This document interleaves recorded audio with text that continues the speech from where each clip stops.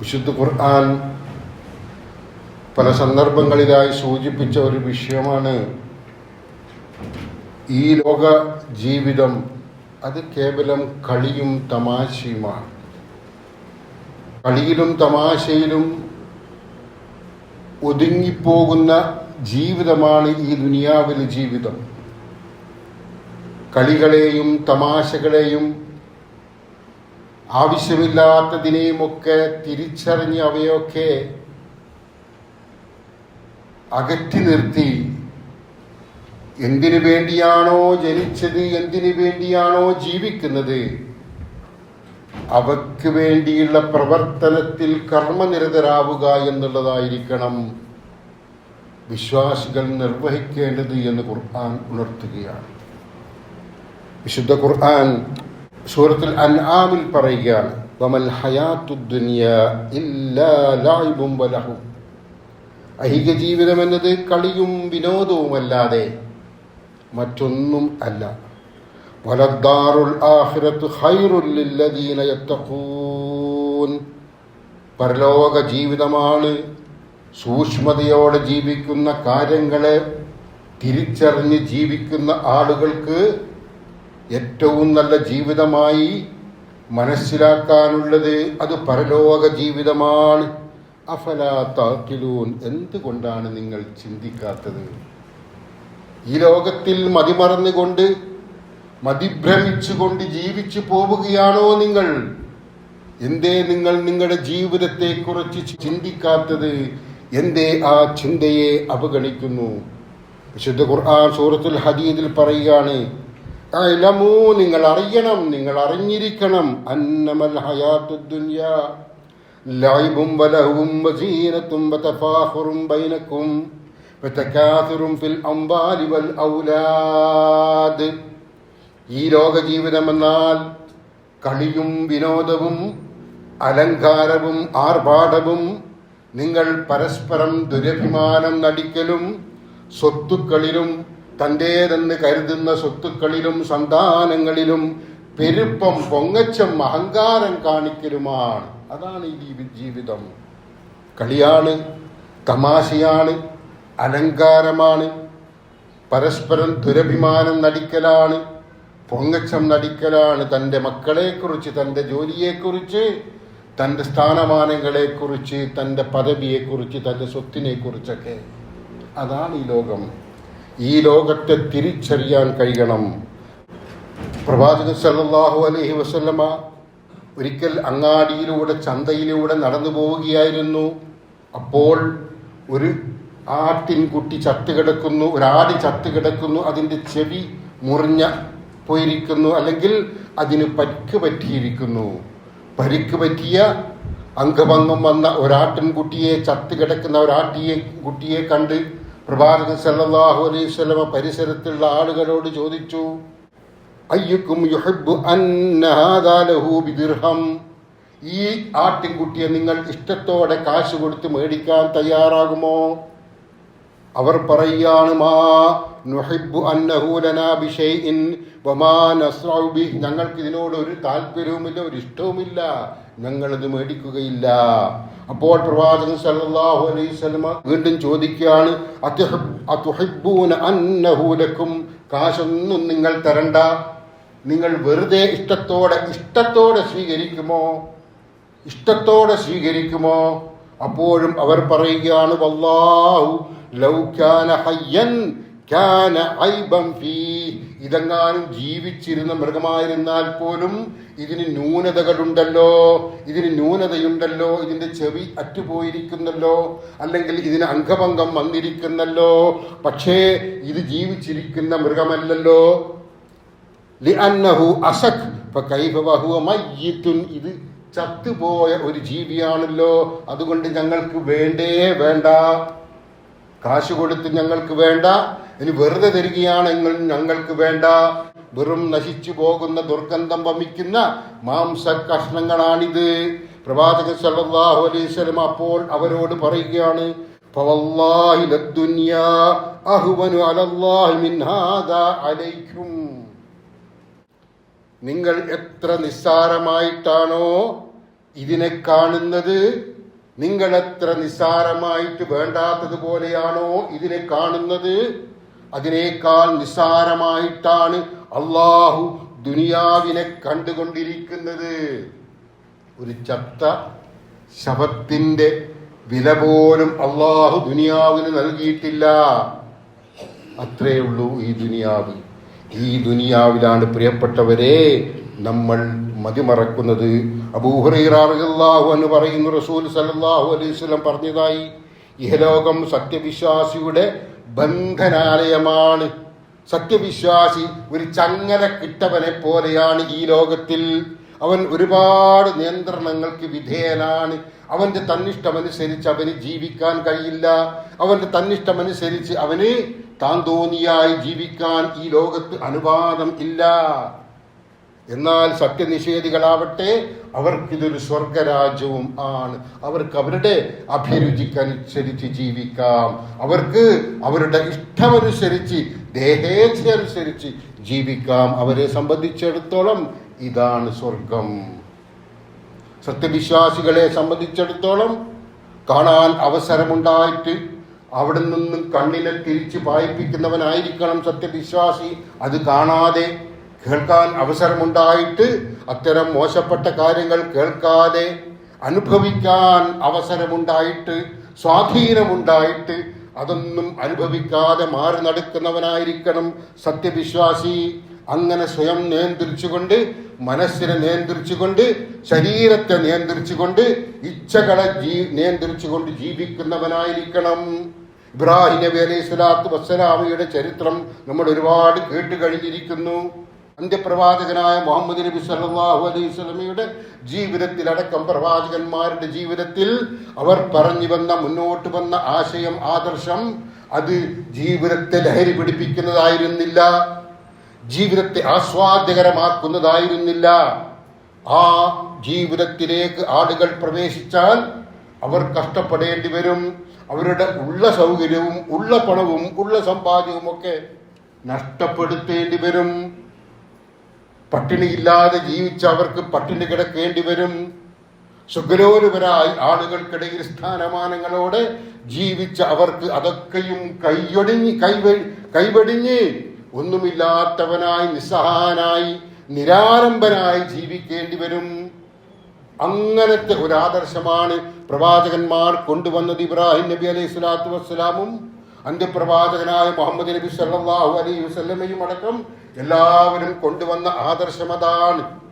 ആ ആദർശത്തെ ഇരു കൈയും നീട്ടി സ്വീകരിച്ചപ്പോൾ സുഖലോലുപരായി ജീവിച്ചിരുന്ന സ്വഹാബികളിൽ പലരും പട്ടിണിയിലേക്ക് പ്രവേശിക്കേണ്ടി വന്നു.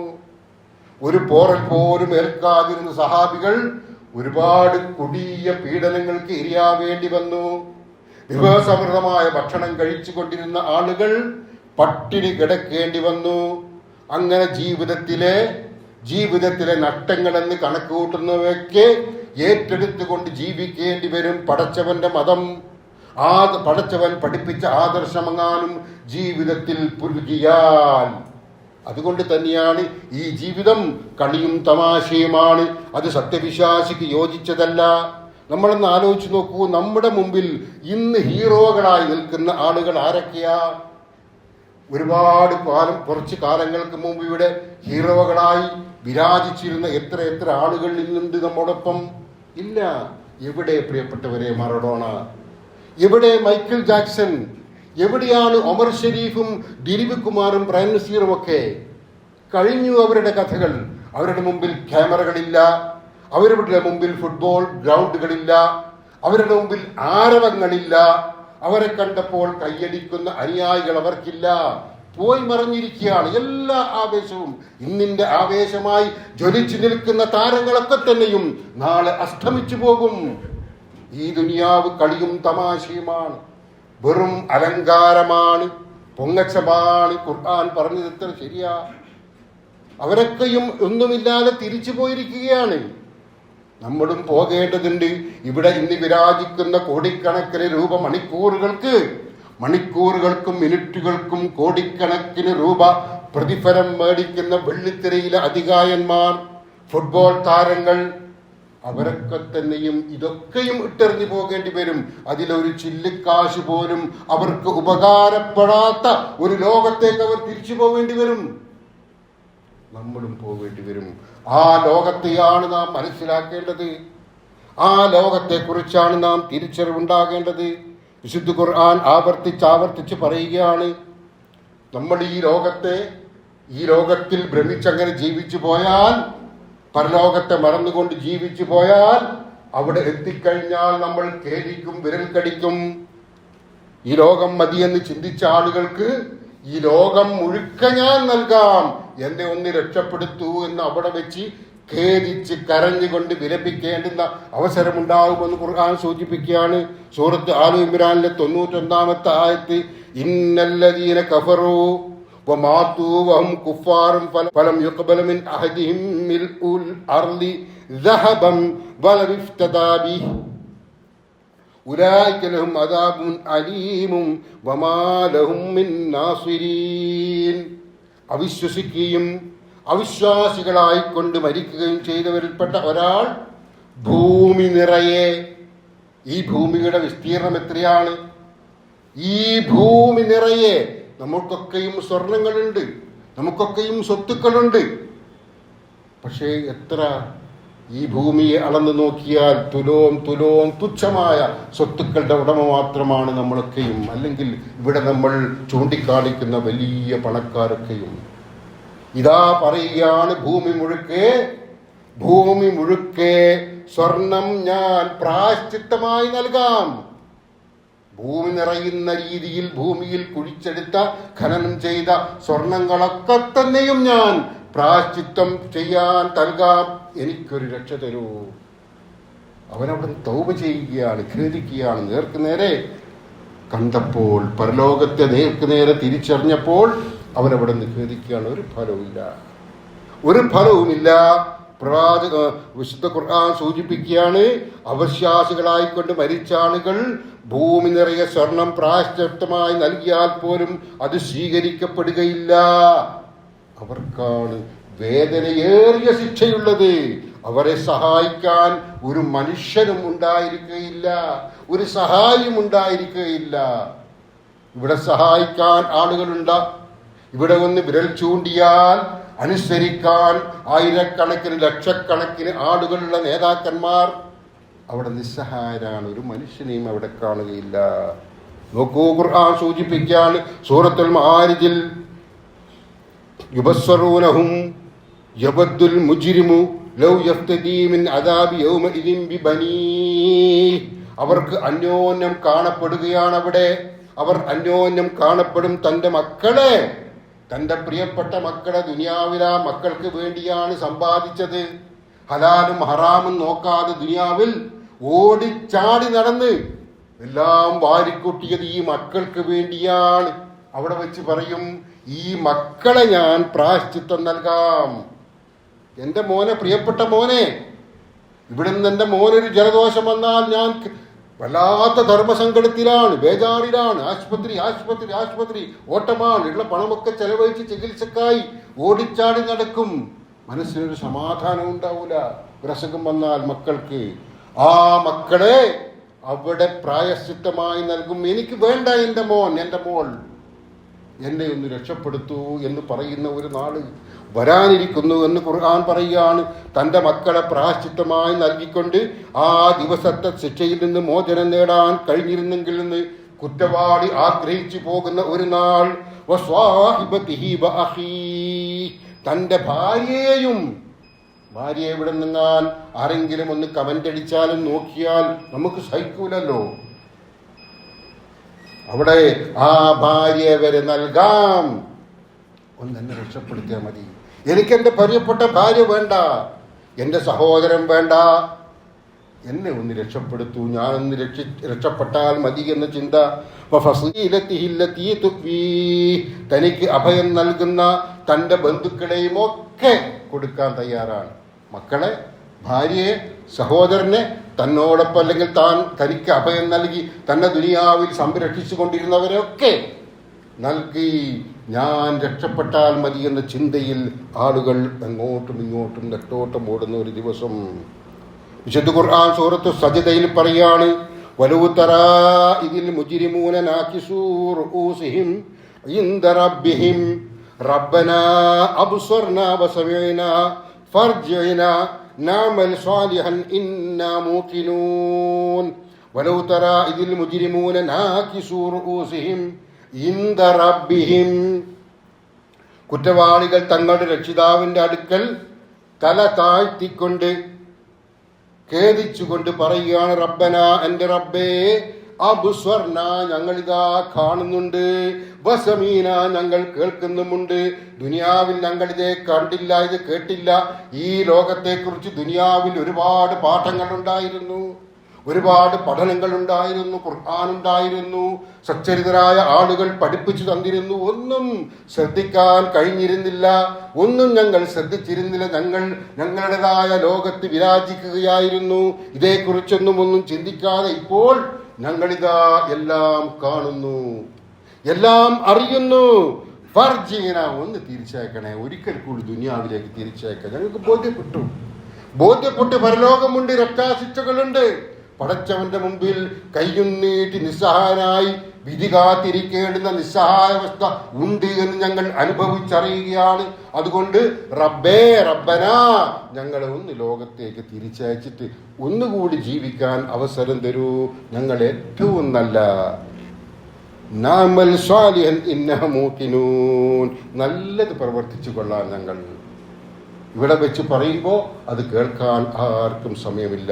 അവിടെ വെച്ച് അത് ബോധ്യപ്പെടുമ്പോൾ തിരിച്ചിങ്ങോട്ട് വരാനും സമയം ഉണ്ടായിരിക്കുന്നതല്ല. ആ ലോകത്തെക്കുറിച്ച് ചിന്തിക്കുന്ന മനുഷ്യനോട്, ആലോചിക്കുന്ന മനുഷ്യനോട് ഖുർആൻ പറയുന്നു, ഇസ്ലാം പറയുന്നു, അങ്ങനെ ഒരു വിചാരണയുണ്ട് കേട്ടോ. ആ വിചാരണയിൽ രക്ഷപ്പെടാനുള്ള പരിശ്രമമാണ് നിങ്ങൾ നടത്തേണ്ടത്. അള്ളാഹു തന്നെ സൂചിപ്പിക്കുകയാണ്, സ്വർഗവാസികൾ അവിടെ വെച്ച് ആർമാദിച്ചല്ലെങ്കിൽ സന്തോഷത്തിൽ സ്വർഗത്തിലെ സുഖാനുഭവങ്ങൾ അനുഭവിച്ച് ജീവിക്കുമ്പോൾ നരകവാസികൾ ഒരിറ്റു വെള്ളത്തിനായി അവരോട് ചോദിക്കും, അവരോട് കെഞ്ചും, ദാഹശമനത്തിനായി ചോദിക്കും.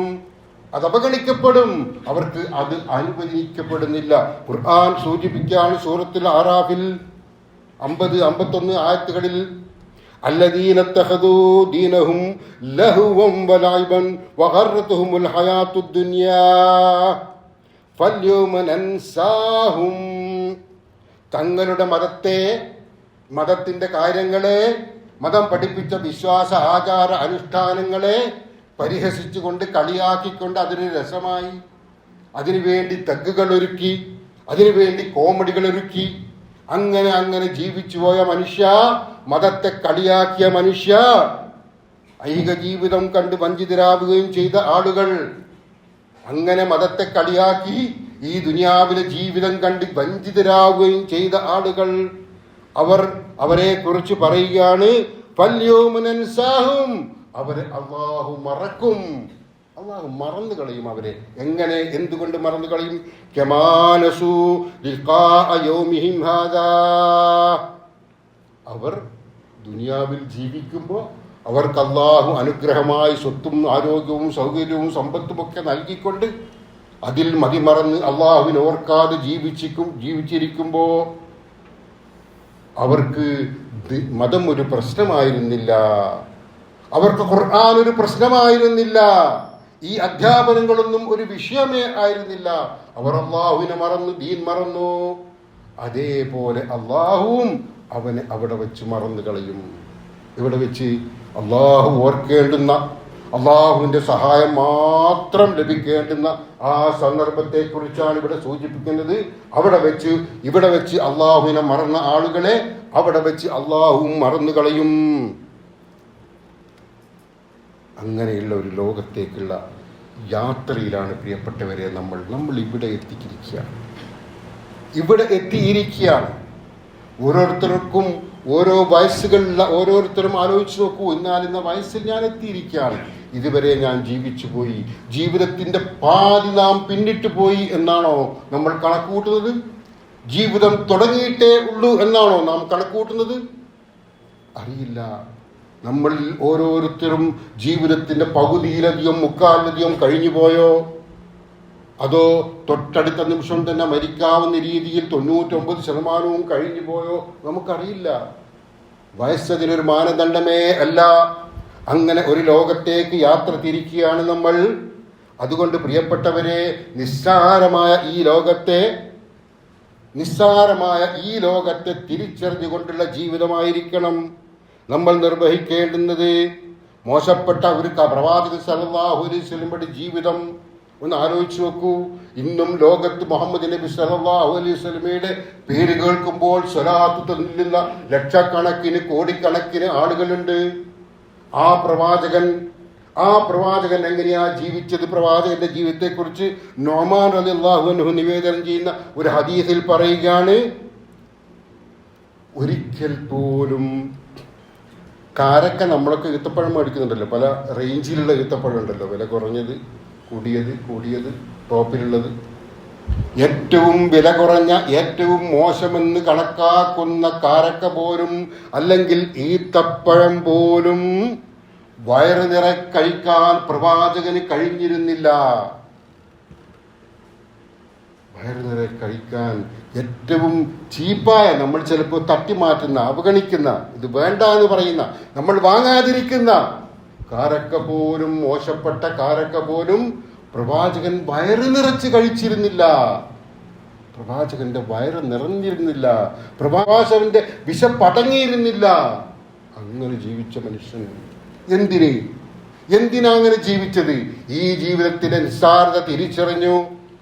ഇവിടെ പട്ടിണി കിടന്നാലും, ഇവിടെ വിശപ്പ് സഹിക്കേണ്ടി വന്നാലും, ഇവിടെ ദുരിതം പേരേണ്ടി വന്നാലും, അള്ളാഹു എന്നെ പറഞ്ഞയച്ച ഈ ലോകത്ത് ഞാൻ ഒരു യാത്രക്കാരനായിട്ടാണ് ജീവിക്കേണ്ടത്. താൽക്കാലിക സുഖങ്ങളിൽ ആർമാദിച്ച് ജീവിക്കേണ്ടവനല്ല ഞാൻ. തിരിച്ച് അള്ളാഹുവിന്റെ അടുത്തേക്ക് പോകണം. അവിടെ എനിക്ക് പട്ടിണിയില്ലാത്ത ഒരു ജീവിതമുണ്ട്, സുഖങ്ങളിൽ ആറാടുന്ന ഒരു ജീവിതമുണ്ട്. അതാണ് ശാശ്വത ജീവിതം, അവസാനിക്കാത്ത ജീവിതം. ആ ജീവിതത്തിലേക്കാണ് ഞാൻ തിരിച്ചെത്തേണ്ടത് എന്ന് പ്രവാചകൻ മനസ്സിലാക്കി. പ്രവാചകനോടൊപ്പം ജീവിച്ച സഹാബികൾ മനസ്സിലാക്കി. ബിലാൽ റളിയല്ലാഹു അൻഹുവിന്റെയും മിസ്അബ് ബിൻ ഉമൈർ റളിയല്ലാഹു അൻഹുവിന്റെയും ഒക്കെ ചരിത്രം, സഹാബികളുടെ ചരിത്രമൊക്കെ പഠിച്ചാൽ നമുക്കത് മനസ്സിലാകും. എന്തെന്ത് സൗകര്യങ്ങളിൽ നിന്നാണ് അതൊക്കെ ഉപേക്ഷിച്ചുകൊണ്ട് മുസ്അബ് റളിയല്ലാഹു അൻഹു ഈ മതം പുലുകിയത്. അവസാനം മുസ്അബ് റളിയല്ലാഹു അൻഹു ഉഹദ് യുദ്ധത്തിൽ ഷഹീദാകുമ്പോൾ ഒരു വസ്ത്രം പോലും ശരീരം മുഴുവൻ മറക്കാൻ, കഫൻ പുടവിയായി ശരീരം മുഴുവൻ മറക്കാനുള്ള ഒരു വസ്ത്രം പോലും അദ്ദേഹത്തിന് സ്വന്തമായിരുന്നില്ല. പണക്കാരനായി ജീവിച്ച വ്യക്തിത്വമായിരുന്നു. ഈ ദുനിയാവ് നശ്വരമാണ്, ഇവിടെ മാത്രം ജീവിക്കേണ്ടവനല്ല ഞാൻ എന്ന് അദ്ദേഹം തിരിച്ചറിഞ്ഞു. ആ തിരിച്ചറിവാണ് നമുക്ക് വേണ്ടത്. പ്രവാചകൻ സല്ലല്ലാഹു അലൈഹി വസല്ലം പറഞ്ഞതായി ഉദ്ധരിക്കുകയാണ്, ഇഹലോകം അള്ളാഹുവിങ്കൽ നേരത്തെ ഖുർആനിൽ സൂചിപ്പിക്കുകയുണ്ടായി. ഈ ലോകം അള്ളാഹുവിങ്കൽ ഒരു കൊതുകിന്റെ ചിറകിന്റെ വില പോലും ഇല്ല. കൊതുക് എന്ന് പറഞ്ഞാൽ നമുക്കൊരു താല്പര്യമില്ലാത്തൊരു ജീവി അല്ലേ? നമ്മൾ ആരെയും അതിനെ പരിഗണിക്കുമോ? അതിനെ താലോലിക്കുമോ? കൊല്ലാൻ നോക്കും, നമ്മുടെ രക്തം കുടിക്കുന്ന കൊതുക്. ആ കൊതുകിന്റെ ചിറകിന്റെ വില പോലും അള്ളാഹു ദുനിയാവിന് കൽപ്പിച്ചിട്ടില്ല. എങ്ങാനും കൽപ്പിച്ചിരുന്നുവെങ്കിൽ ഇവിടെ അള്ളാഹുവിനെ ധിക്കരിച്ച് ജീവിക്കുന്ന ആളുകൾക്ക് ഒരിറക്ക് വെള്ളം പോലും അള്ളാഹു നൽകുമായിരുന്നില്ല. അള്ളാഹുവിന്റെ ലോകത്തെക്കുറിച്ചുള്ള അള്ളാഹുവിന്റെ തീരുമാനമാണത്. ഒരു വിലയുമില്ലാത്തതാണ് ഈ ലോകം. യഥേഷ്ടം ആർക്കും എന്തും ചെയ്യാം. നല്ലത് ചെയ്തുകൊണ്ട് നല്ലത് നേടിയെടുക്കാൻ നിനക്ക് കഴിയുന്നുണ്ടോ എന്ന പരീക്ഷണം. ആ പരീക്ഷണത്തിൽ നാം ഇവിടുന്ന് പരാജയപ്പെട്ട് അവിടെ എത്തി എത്ര കൈകടച്ചിട്ടും കാര്യമില്ല, എത്ര കരഞ്ഞിട്ടും കാര്യമില്ല, എല്ലാം നൽകാമെന്ന് പറഞ്ഞിട്ടും കാര്യമില്ല. ഒന്നും തിരിച്ചു ലഭിക്കാതെ പോകുന്ന ഒരവസ്ഥയാണ് ഉണ്ടാവുക. അതുകൊണ്ട് പ്രിയപ്പെട്ട സഹോദരന്മാരെ, സഹോദരിമാരെ, നമ്മുടെ ജീവിതത്തിന്റെ നിസ്സാരത, ആ നിസ്സാരതയെ അറിഞ്ഞുകൊണ്ടായിരിക്കണം തുടർ ജീവിതം ധന്യമാക്കേണ്ടത്. അത്തരത്തിൽ തുടർ ജീവിതം, നമ്മുടെ ജീവിതമൊക്കെയും ഏറ്റവും നല്ല രീതിയിൽ കൈയാളുന്ന മുവഹിദുകളുടെ, മുത്തഖികളുടെ കൂട്ടത്തിൽ അല്ലാഹു നമ്മെ ഉൾപ്പെടുത്തുമാറാവട്ടെ.